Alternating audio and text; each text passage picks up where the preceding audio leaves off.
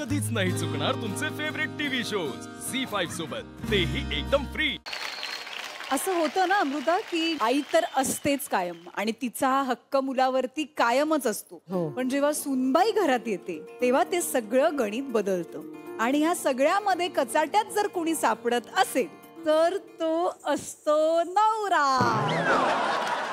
संकर्षण होतं का रे घरात असं कधी? सगळं आठवत नाही, पण मी त्या दोघींच्या कचड्यात वेगळ्या अर्थाने सापडलोय. त्या दोघी पिक्चरला जातात, त्या दोघी पाणीपुरी खायला जातात किंवा त्या दोघी शॉपिंग करतात. त्यांना म्हणजे काही चांगलंच आहे, चांगलं छानच आहे, पण मी तसा कचड्यात सापडलोय की नेमकी गरज कुणाला आहे असा मला प्रश्न पडतो. खरंच हे उत्तर आहे का? हे डिप्लोमॅटिक उत्तर त्यांनी द्यायचं की घरात गेल्यावर त्रास नको? नाही खरंच. पण मी म्हणते की खरं का खोटं का काय ते आपण अमृता त्यांनाच विचारूया. स्वागत करूया संकर्षणची आई आणि शलाका संकर्षण कराडे यांचा.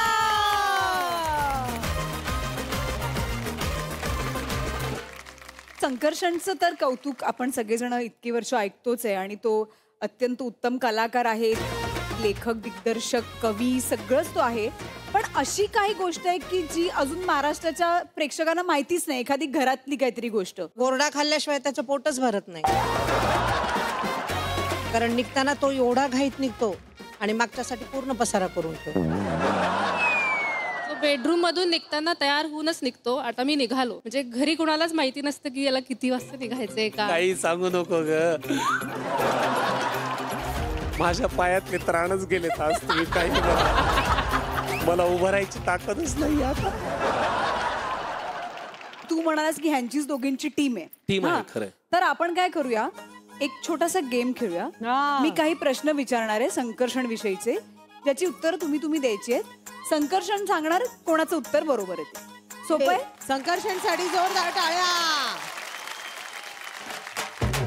पहिला प्रश्न आहे, संकर्षणचा आवडता रंग कोणता?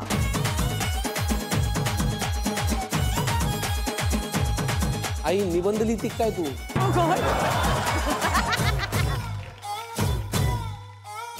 पर्टिक्युलर नाही, त्याच्या हाताला येईल तो. सेम उत्तर सेम आहे संकर्षण.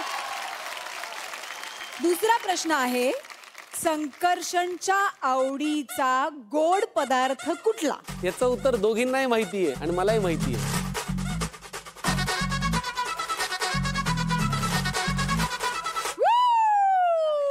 सेम, पुन्हा तेच. याचा अर्थ तुम्ही लक्षात घ्या की मी किती खुली किताब सारखा स्वच्छ आला मोठा. पुढचा प्रश्न, संकर्षणला घरकामामध्ये कुठलं काम आवडतो किंवा तो कुठल्या कामात हुशार आहे? स्वयंपाकात मदत करतो आणि आई सुद्धा स्वयंपाकात जास्त मदत करतो. मला एक पर्सनल प्रश्न विचारायचा आहे की संकर्षणला सगळ्यात जास्त कुठल्या गोष्टीचा कंटाळा येतो? सकाळी उठतो लवकर पण स्नान करायची भयानक टाळाटाळ करतो. मी सुट्टीच्या दिवशी आंघोळच करत नाही. आज मी आंघोळ करून आलोय, छान, काही प्रश्न नाही. देव पावला मला.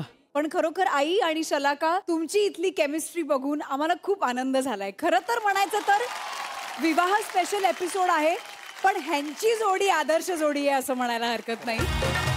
या सगळ्यांसाठी झाला पाहिजे. थँक्यू. लहान मुलं म्हणजे देवाघरची फुलं होती. आता लहान मुलांचे प्रश्न देवालाही गोंधळात पाडू शकतात. या सगळ्या लहान मुलांना पालकांनीच कन्फ्यूज केले.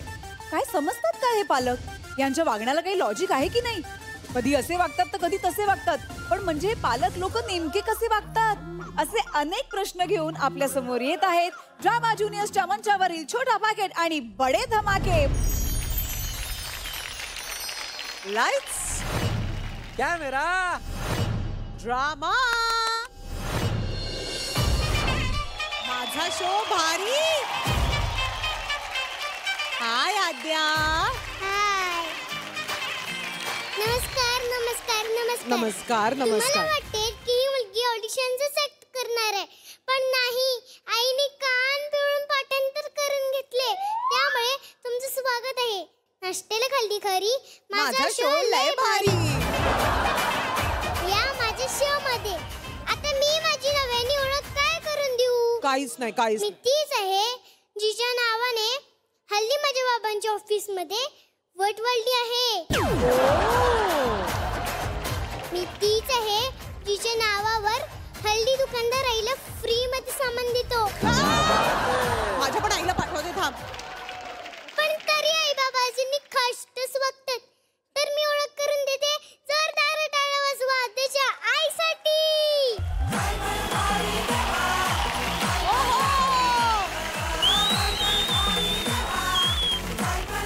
ही आद्याची आई आहे. अगं तू असं का करायली? जे करायले ते नीट कर. माझे बाबा सुद्धा डेंजर आहेत हा. पण आजचे दिवशी खूप क्यूट वाटतील तुम्हाला. तर जोरदार टाळ्या वाजवा त्याच्या बाबांसाठी.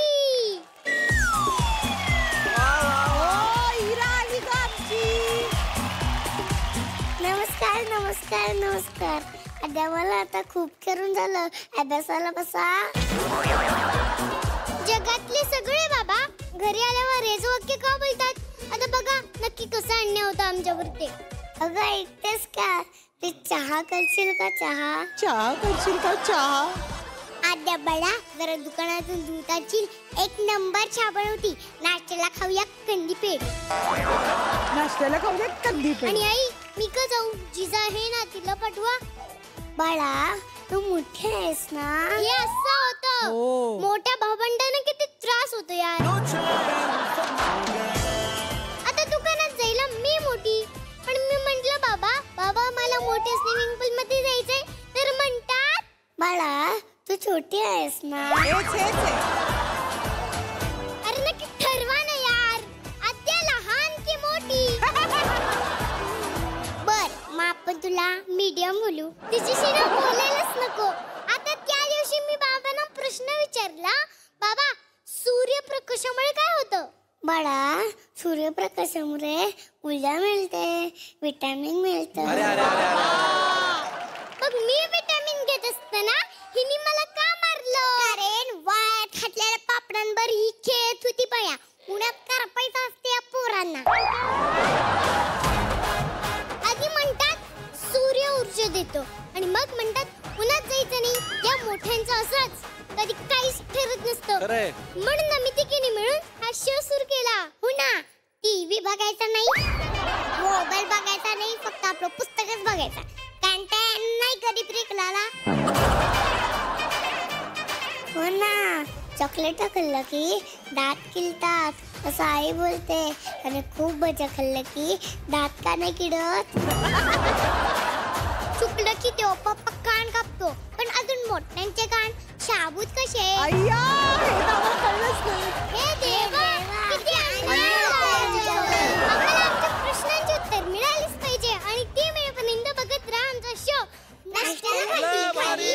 माझा शो लय भारी. नाश्त्याला खाल्ली खारी.